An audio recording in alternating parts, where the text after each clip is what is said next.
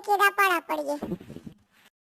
एका एका, दो एके दो, तीन एके तीन, चार एके चार, पांच एके पांच, छह एके छह, सात एके सात, आठ एके आठ, नौ एके नौ, 10 एके 10, 11 एके 11, 12 एके 12, 13 एके 13, 14 एके 14, 15 एके 15,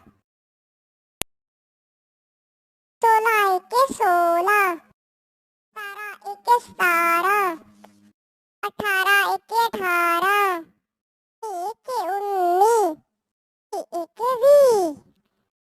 चलियो तो सजनो, ਤੁਹਾਨੂੰ ਮੈਂ 44 ਤੋਂ ਲੈ ਕੇ 20 ਤੱਕ ਦੇ 20 ਤੱਕ ਪੜ੍ਹੇ ਪੜਾਵਾਂਗੀ।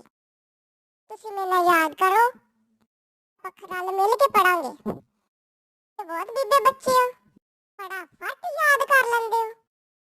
ਤੇ ਆਪਾਂ ਮੁਕਾਬਲਾ ਕਰਾਂਗੇ ਤੇ ਆਪਾਂ ਹੀ ਜਿੱਤਾਂਗੇ। ਪੰਜਾਬੀ ਜ਼ਿੰਦਾਬਾਦ। ਵਾਹ ਵਾਹ ਵਾਹ।